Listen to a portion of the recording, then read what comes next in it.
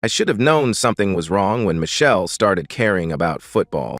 For 12 years of marriage, my wife had treated Jake's youth sports like a necessary evil, something to be endured, not celebrated. She'd drop him off at practice with a distracted kiss and return exactly when pickup time ended, scrolling through her phone while other parents cheered from the sidelines. Football was different, though. Suddenly, she was invested. "I think I should get more involved with the team," she announced one Thursday evening, standing in our kitchen wearing a jersey she'd somehow acquired. Jake's number, of course, but it fit her curves in a way that seemed intentional. "Since when?" I asked, not looking up from my laptop where I was reviewing quarterly reports for the insurance firm. "Since I realized I've been a terrible football mom." She smoothed the jersey over her hips. "Jake needs to see me supporting him." The mortgage payment was due Tuesday. The lawn needed cutting. The hallway photos our family frozen in annual holiday poses watched me from their frames as I nodded absently. Everything looked perfect from the outside. Suburban success, responsible husband, devoted father. The kind of life insurance companies use in their brochures. But Michelle's sudden enthusiasm felt wrong. She started staying late after games, volunteering for team events she'd previously avoided. Parent council meetings ran longer than they used to. She bought new clothes, not the practical mom uniforms she'd worn for years, but fitted jeans and tops that showed her figure. "The team needs more parent involvement," she explained when I questioned her schedule. "Coach Ramirez says engaged parents make better players." Coach Ramirez. She mentioned him frequently now, always with a slight smile that didn't reach her eyes when she looked at me. Roberto Ramirez, the district's golden boy coach who'd taken 3 teams to state championships. The man other fathers respected and other mothers found charming. I wanted to believe her explanations. Marriage requires trust, and questioning that trust felt like admitting failure. So I rationalized the changes: midlife crisis, empty nest syndrome preparing to strike, newfound maternal guilt. All reasonable explanations for a woman approaching 40 who'd spent years focused on her teaching career. The inconsistencies were small at first. Phone calls that ended abruptly when I entered the room, showers immediately after returning from school events, a sudden interest in fitness that didn't include family gym membership discussions. I told myself these were positive changes, signs of a wife reclaiming her independence. But intuition isn't easily silenced. It whispered during quiet moments, questioned during sleepless nights, and grew louder with each passing week. The woman who'd shared my bed for over a decade was becoming a stranger, and I was helping her maintain the illusion by refusing to acknowledge what my gut already knew. The breaking point came on a Tuesday. Michelle had attended what she called a parent council meeting to discuss fundraising for new equipment. Important stuff, she said, the kind of meeting that required her full attention and might run late. She returned at 11:30 p.m. with grass stains on her white jeans and the smell of men's cologne that wasn't mine lingering in her hair. When I mentioned the stains, she laughed. A sound that didn't match her eyes. "Someone spilled wine at the restaurant afterward," she said, already heading toward the bathroom. We stayed to finish planning the car wash. I stood in our living room, surrounded by the evidence of our shared life, and felt something fundamental shift inside me. The photos on the wall, the mortgage we'd struggled to secure, the careful construction of our suburban dream. None of it protected us from the rot that was spreading through our marriage. That night, listening to Michelle shower away evidence I couldn't name, I made a decision that would change everything. I stopped trying to believe her lies and started paying attention to the truth. The violation of trust works both ways, I discovered. If Michelle could lie to me for months, I could certainly sync our iCloud accounts without asking permission. The technical process was surprisingly simple. We'd shared an Apple ID for years, one of those married couple conveniences that saved money on apps and music. I'd never used it for surveillance, but accessing her deleted texts, call logs, and photo streams took less than 10 minutes on my home computer. Sitting in my office at 6 a.m., coffee growing cold beside my keyboard, I felt like a criminal. The rational part of my brain argued that married couples share everything, that transparency was healthy, that I was protecting our family. The moral part whispered that I'd crossed a line. I couldn't uncross. But the evidence was overwhelming. 3 months of deleted text conversations with Coach R. Hundreds of messages that painted a picture of escalating intimacy. Photos taken at times when Michelle claimed to be in faculty meetings or parent conferences. Location data that showed her iPhone in hotel parking lots on nights she'd supposedly been at school events. I approached the investigation like an insurance case, methodical and thorough. Spreadsheets tracking her movements, screenshots organized by date and time, a timeline that revealed the careful construction of her double life. The messages were the worst part. Not just the sexual content, though that was devastating enough, but the casual way she discussed me and Jake. He's so predictable, she'd written about me. Always buried in his work, never notices anything. About Jake, the game gives us perfect cover. He thinks I'm being a good mom. I found her secret Instagram account, carefully curated to show her real life. Photos from restaurants I'd never been to, concerts I didn't know she'd attended, events that occurred during her supposed work obligations. The account had 47 followers, all people from the football community, all living in the world she'd created without me. The hotel room selfies were dated 3 weeks ago, the night she'd claimed to be at a parent council retreat. Michelle in a red dress I'd never seen, holding a champagne glass in what was clearly a hotel room. The next photo showed her reflection in the bathroom mirror, taking a picture of Coach Ramirez sleeping in the bed behind her. I stared at that image for 20 minutes, my coffee growing cold, my hands shaking slightly as I scrolled through the evidence of my wife's betrayal. The woman who'd shared my bed for 12 years, who'd borne my child, who'd built this life with me, she was documenting her affair like a teenager with her first boyfriend.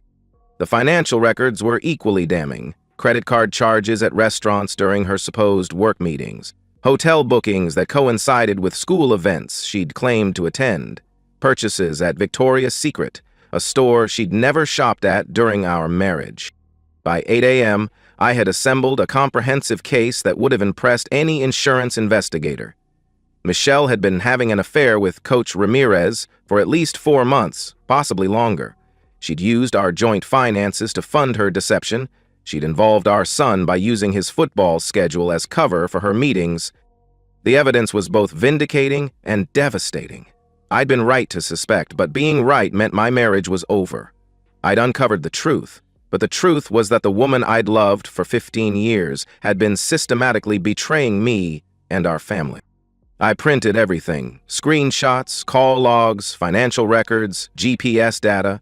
The stack of papers grew to over 200 pages. A comprehensive dossier of infidelity that would have made any private investigator proud. Sitting in my office, surrounded by evidence of my wife's betrayal, I felt something I hadn't experienced in months. Clarity. The confusion, the self-doubt, the desperate rationalization. All of it disappeared, replaced by cold, focused determination. Michelle thought she was smarter than me, more sophisticated, more deserving of excitement and passion. She'd constructed an elaborate lie and assumed I'd never discover it. She'd underestimated the man she'd married, the father of her child, the husband she'd decided to betray. That was her first mistake. It wouldn't be her last. Carmen Rodriguez had the kind of eyes that missed nothing, sharp, calculating, and completely without judgment. She'd been recommended by Margaret Chen, a family law attorney who specialized in high-conflict divorces. Former police detective, Carmen had told me over the phone, 20 years on the force, the last 8 in domestic investigations. We met at a diner on the outskirts of town, away from the suburban restaurants where Michelle and I might be recognized. I slid a manila folder across the Formica table, watching Carmen's expression as she reviewed my amateur investigation. "You did good work," she said after 15 minutes of silent reading. "But you're thinking like a husband, not like a prosecutor. What's the difference? Prosecutors need admissible evidence. Husbands need closure." She closed the folder and leaned back. "Which one are you?" I considered the question. 3 weeks ago, I would have said, closure. Now, having spent sleepless nights organizing evidence and cross-referencing timelines, I wanted something more comprehensive. "Both," I said. Carmen smiled, the first real emotion I'd seen from her. "Good. Then we can work together." She explained the legal requirements for surveillance, the difference between suspicion and proof, and the reality of building a case that would stand up in court. My iCloud access was legally questionable, but since I owned the family plan, most of the evidence would be admissible. The photos and messages, however, needed corroboration. "We need to catch them in the act," Carmen said. "Not just digital footprints, but physical evidence, photos, witnesses, documentation that can't be disputed." I authorized Carmen's full surveillance package: GPS tracking on Michelle's car, legally installed on a vehicle I co-owned, photographic surveillance during her suspected meetings, and background investigation into Coach Ramirez's history. The investigation consumed me. I found myself checking Carmen's reports multiple times daily, studying surveillance photos with the intensity I'd once reserved for insurance claims. Michelle's affair had given me a purpose I'd been missing: the thrill of the hunt, the satisfaction of uncovering truth. My day job became a cover for my real work. I scheduled client meetings around Michelle's suspicious activities, used my lunch breaks to review Carmen's findings, and spent evenings organizing evidence files with the precision of a prosecutor. The background check on Coach Ramirez revealed a pattern I hadn't expected. 3 different schools over 8 years, each departure coinciding with rumors of inappropriate relationships with parents. Nothing proven, nothing prosecuted, but a clear pattern of behavior that made Michelle's affair part of a larger story. "He's done this before," Carmen reported during our weekly meeting. "Athletic directors protect winning coaches. They transfer problems instead of solving them." The surveillance photos arrived 2 weeks later. Michelle entering the Marriott on Highway 6 at 3:47 p.m. on a Tuesday. Coach Ramirez arriving 16 minutes later. Their intimate embrace in the parking lot. The timestamp showed Michelle was supposed to be in a parent-teacher conference at that exact moment. I studied the photos with clinical detachment. No longer the betrayed husband, but the architect of justice. The images were clear, undeniable, and completely devastating to any defense Michelle might offer. But proving the affair wasn't enough anymore. I'd evolved beyond the simple need for evidence. I wanted comprehensive consequences. Not just divorce, but justice for everyone who'd been betrayed by Michelle's choices and enabled by the system that protected Coach Ramirez. Carmen understood without explanation. "You want to burn it all down," she said. "I want them to face the consequences of their choices." She nodded. "Then we need to dig deeper. Affairs are just the beginning. People who lie about one thing usually lie about others." I authorized expanded surveillance, financial investigation, and background checks on the entire network of people who'd enabled Michelle's deception. The cost was significant, but I viewed it as an investment in justice. 3 weeks later, Carmen delivered a report that exceeded my expectations. Coach Ramirez wasn't just a serial cheater. He was under formal investigation by the school board for inappropriate conduct with another family. Michelle wasn't just having an affair, she was actively helping to cover up his pattern of behavior. The revelation transformed my understanding of the situation. Michelle hadn't just betrayed me, she'd compromised our son's safety and enabled a predator. The anger I'd been controlling for months crystallized into something harder and more focused. I held their futures in my hands now, and I intended to use that power wisely. Ramirez wasn't just my wife's lover, he was a predator with a system.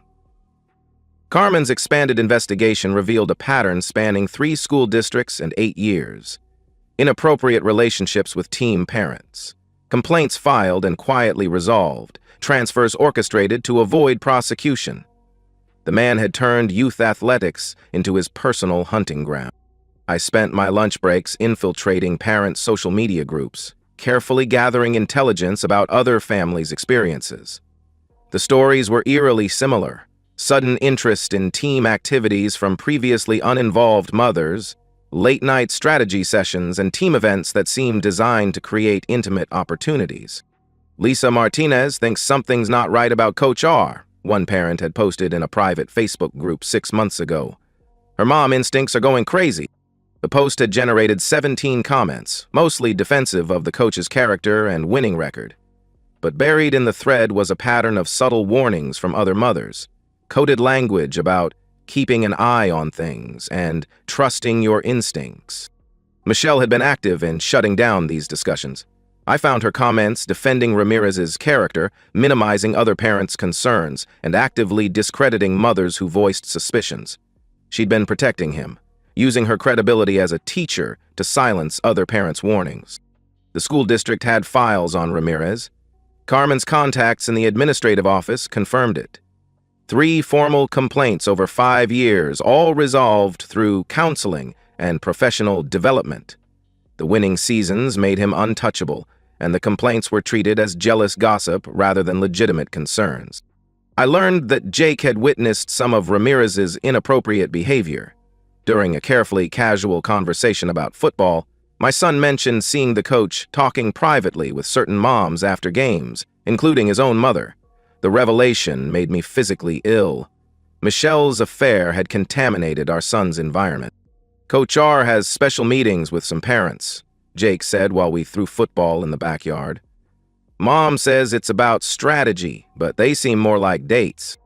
My 12-year-old son had better instincts than I'd given him credit for. He'd noticed the inappropriate nature of his mother's relationship with his coach, but he'd been told it was normal, acceptable, part of being a team family. The financial investigation revealed another layer of Michelle's complicity. She'd used our joint credit card to pay for team parties at restaurants where Ramirez entertained select parents. She'd funded hotel rooms for team planning retreats that only certain families attended. Our money had subsidized the network that enabled her affair. But the most damaging discovery was Michelle's professional vulnerability. As a public school teacher, she'd signed a morality clause in her employment contract, a provision that allowed termination for conduct that reflected poorly on the school district.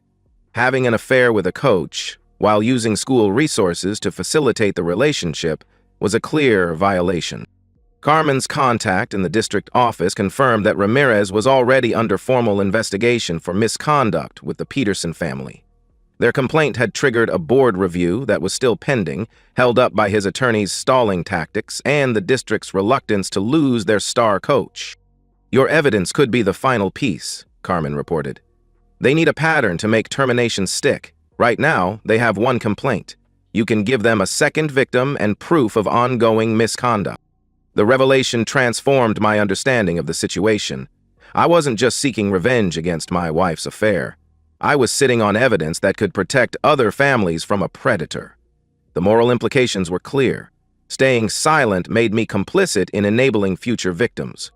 I made copies of everything and organized the evidence into separate files, one for my divorce attorney, one for the school board, one for the district superintendent, and one for the media if institutional pressure wasn't enough. Michelle had chosen to protect a predator over her own family. She'd silenced other mothers' warnings, used our resources to enable his behavior, and exposed our son to inappropriate conduct. The betrayal went far beyond adultery. It was a systematic compromise of everything I'd thought she valued. The coach's playbook was about to be exposed, and Michelle's name was written all over it. Margaret Chen's law office occupied the top floor of a downtown building with floor-to-ceiling windows that offered a commanding view of the city. She was younger than I'd expected, with the sharp efficiency of someone who'd built her practice on high-conflict divorces. "You've done exceptional work," she said after reviewing my evidence files. "Most clients come to me with suspicions and credit card statements. You've brought me a federal case." The morality clause in Michelle's teaching contract was even more comprehensive than I'd hoped. Any conduct that reflected poorly on the district, violated professional standards, or compromised the educational environment could result in immediate termination.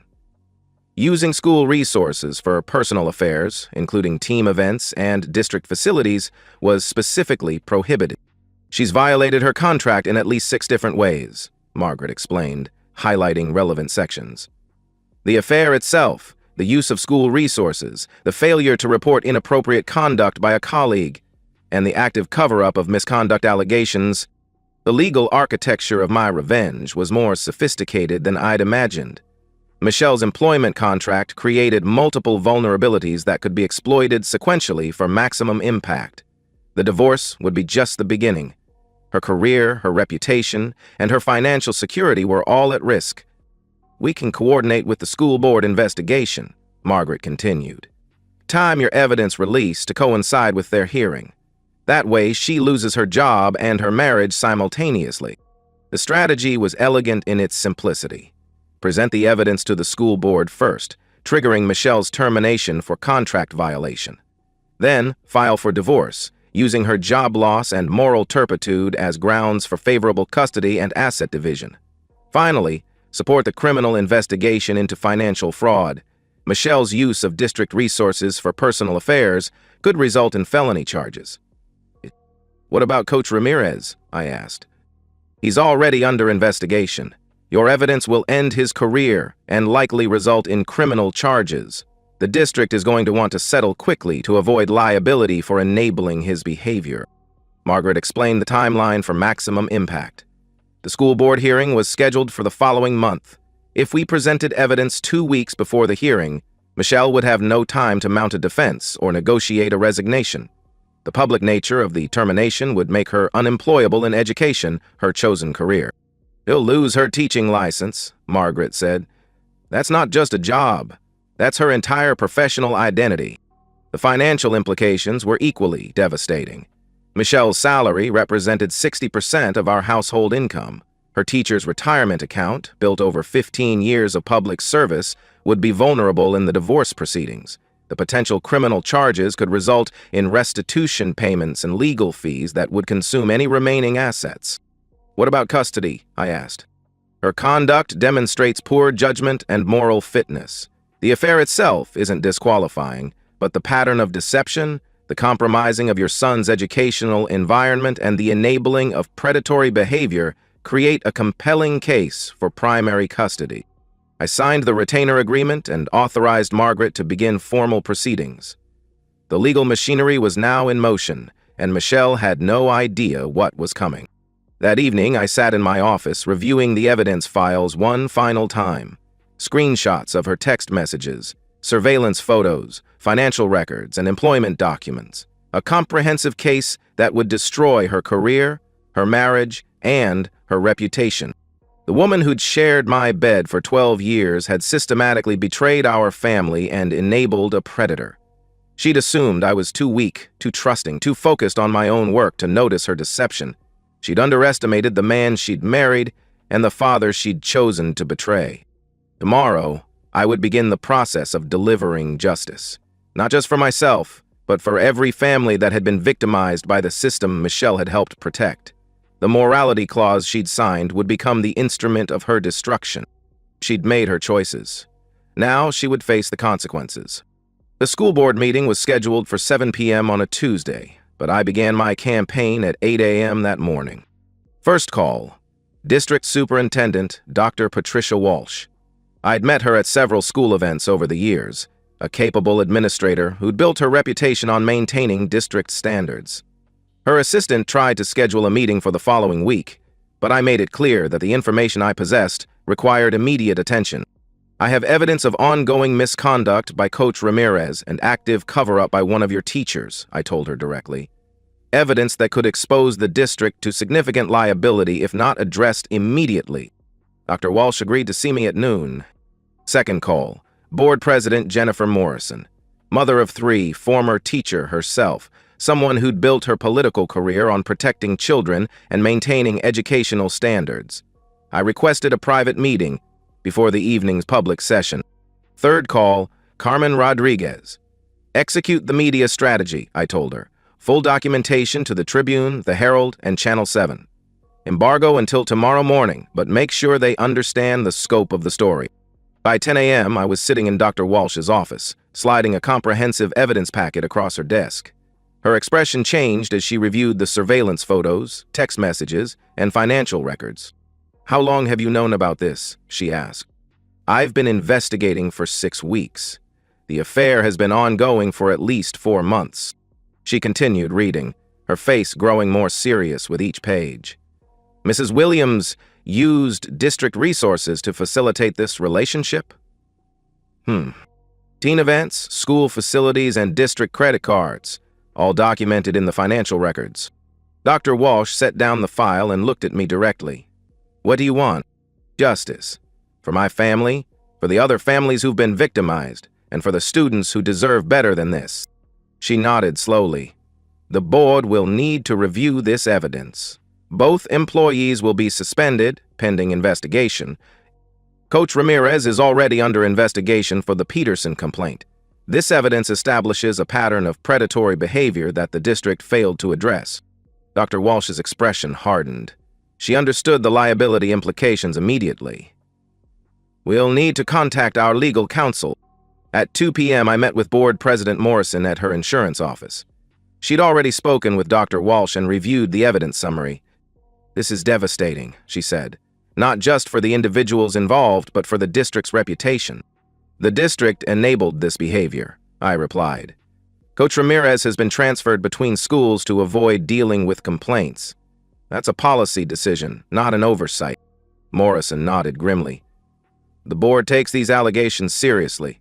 We'll be voting on employment termination tonight. The 7 p.m. board meeting was standing room only, packed with parents who'd heard rumors about the emergency session. Michelle sat in the front row, still unaware of the storm that was about to break. Coach Ramirez was noticeably absent. His attorney had advised him not to attend. Board President Morrison called the meeting to order and immediately moved to executive session. The public was excluded while the board reviewed evidence and testimony. I was called in as a witness, presenting my findings to the 5-member board with the clinical precision of an insurance investigator. The questions were direct and professional. Had I witnessed inappropriate conduct? Yes. Did I have evidence of policy violations? Yes. Had I attempted to resolve the matter through normal channels? No. The evidence showed the district had previously failed to address similar complaints. After 90 minutes of testimony, the board returned to public session. Morrison's announcement was brief and devastating. The board has voted to terminate the employment of Coach Roberto Ramirez and suspend Mrs. Michelle Williams pending further investigation. Both employees violated district policy regarding professional conduct and appropriate use of district resources. The room erupted. Parents shouted questions, demanded explanations, and argued about the evidence. Michelle sat frozen, her face completely white, finally understanding the scope of her exposure. I watched from the back of the room as her world collapsed in real time. Her teaching colleagues avoided eye contact. Other parents whispered and stared. The carefully constructed image of the devoted teacher and supportive football mom crumbled in front of the entire community. The local news crews were waiting in the parking lot, alerted by Carmen's strategic leaks. Michelle walked past them without comment, but the footage would lead tomorrow's evening news. Local teacher suspended in misconduct investigation. By 10 p.m., the story was trending on social media. The district's Facebook page was flooded with comments from parents demanding answers. The high school football team's season was in jeopardy, with their coach terminated mid-season. I drove home alone, listening to talk radio discuss the scandal. The hosts were speculating about the evidence, the district's liability, and the impact on the athletic program. My private betrayal had become public spectacle. Michelle's car wasn't in the driveway when I arrived. She was probably at her sister's house or maybe a hotel, trying to process the complete destruction of her professional life. Tomorrow, she would face the additional consequences: divorce papers, custody challenges, and potential criminal charges. I sat in my living room, surrounded by the evidence of our shared life, and felt the complex satisfaction of justice delivered. The woman who'd betrayed our family had faced the consequences of her choices. The predator who'd exploited his position had been removed from power. The system that had enabled their behavior had been exposed. But victory felt different than I'd expected. The house was quiet, too quiet, and I found myself wondering if destroying Michelle's life had been worth the cost of destroying our family's normalcy. Outside, the suburban street looked the same as always, but inside our home, everything had changed forever. 6 months later, I was reading the morning paper when Jake asked if he could call his mother. "She's picking you up at noon," I reminded him, not looking up from the sports section. Michelle had supervised visitation now, every other weekend, Wednesday dinners, and alternating holidays. The custody arrangement had been finalized 3 months ago, along with the divorce decree that left her with minimal assets and no claim to the house. "I know," Jake said, pouring cereal into his bowl. "I just wanted to tell her about the scholarship application." My son had adapted to our new reality better than I'd expected. The scandal had followed him to his new school, but he'd made friends and earned a spot on the freshman football team. His grades had actually improved since the divorce. Less chaos at home, more structured routines, and the absence of his mother's constant stress. Michelle was teaching at St. Catherine's now, a private school that paid half her previous salary and offered no benefits. Her rental room was in a converted basement across town, furnished with whatever she'd managed to salvage from her marriage. Coach Ramirez had faced more severe consequences. The criminal investigation had resulted in fraud charges for his use of district resources, and the civil lawsuit from the Peterson family had been settled for an undisclosed amount. He worked at Home Depot now, coaching youth leagues under court supervision. His wife had divorced him and moved to Colorado with their children. I'd received updates on the broader fallout through Carmen's network. 3 other families had come forward with complaints against Ramirez, and the district had settled all civil claims for a total of $2,300,000, 0 cents. 2 board members had resigned, and Dr. Walsh had taken early retirement. The football program had been placed under external oversight. My own life had found a different rhythm. The house felt larger without Michelle's presence, but also cleaner, more organized. I'd hired a cleaning service and learned to cook more than the basic meals that had sustained me during the investigation. The mortgage payments were manageable on my single income, and I'd opened a college fund for Jake with Michelle's share of our retirement accounts. Dating had been tentative at first. Who wants to be involved with a man whose revenge had made local news? But I'd met Sarah at a client conference, and she'd been intrigued rather than intimidated by my story. A divorce attorney herself, she understood the complexity of marital betrayal and the satisfaction of well-executed justice. "You protected your son," she'd said during our 3rd dinner together. "That's what good fathers do." The community had largely moved on from the scandal. New controversies had replaced our drama in the local news cycle. The high school had hired a new coach, and the football team was having a successful season. Most parents had forgotten the details of Michelle's affair and focused on their own family's immediate concerns. But I hadn't forgotten. I kept copies of all the evidence in my office safe, along with the legal documents that had formalized Michelle's destruction. Not out of continued anger, but as a reminder of what happens when trust is systematically violated. Jake's scholarship application was for academic achievement, not athletics. He'd decided he wanted to study engineering, possibly insurance actuarial science. "I want to investigate things like you did," he'd told me. "Figure out the truth when people are lying." The irony wasn't lost on me. My son had learned more about investigation techniques during his parents' divorce than most adults learn in a lifetime. He'd watched me methodically gather evidence, present a case, and execute a plan that destroyed his mother's life. The lessons about consequences and justice had been visceral and permanent. At noon, Michelle arrived to pick up Jake for their weekend visit. She looked older, thinner, and defeated in a way that money couldn't fix. The confident teacher who'd managed classrooms and charmed parents had been replaced by someone who apologized for existing. "How was your week?" she asked Jake, avoiding eye contact with me. "Good. I got accepted to the honors program." "That's wonderful." She hugged him with desperate intensity. "I'm so proud of you." I watched them drive away in her used Honda. The reliable car had been one of her few assets that survived the divorce. She'd take him to lunch at McDonald's, then to a movie she couldn't really afford. They'd spend 2 days trying to recreate normalcy in her tiny apartment, pretending that everything was going to be okay. The truth was more complicated. Michelle would never recover from the professional destruction, never regain the respect she'd lost, never rebuild the life she'd systematically destroyed. But she was still Jake's mother, still the woman who'd raised him for 12 years before everything went wrong. I'd achieved everything I'd wanted. Comprehensive justice, primary custody, financial security, and the satisfaction of consequences delivered. The woman who'd betrayed our family had lost everything that mattered to her. The predator who'd exploited his position had been removed from power. The system that had enabled their behavior had been reformed. But sitting in my quiet house, I wondered if victory had been worth the cost. I'd protected my son and punished my wife's betrayal, but I'd also taught him that love could become hatred, that marriage could become warfare, and that the people you trust most were capable of the deepest betrayal. The suburban street looked the same as always. The mortgage was paid, the lawn was maintained, and the family photos still lined the hallway, but the perfect life I'd once ensured was gone forever, replaced by something harder and more honest. I'd learned that revenge was a form of justice, but justice wasn't the same as healing. The wounds Michelle had inflicted would never fully disappear, no matter how complete her punishment had been. The new normal was better than the old lies, but it was still a life rebuilt from the ashes of betrayal. And some things, once burned, could never be made perfect again. And so, we've reached the end of today's story. Was it what you expected, or did it take a twist you didn't see coming? I'm curious to hear your thoughts. Share them in the comments below, and let's get a conversation going. If this story kept you hooked, make sure to hit that like button. And if you're new here or just haven't subscribed yet, now's the perfect time to join our community.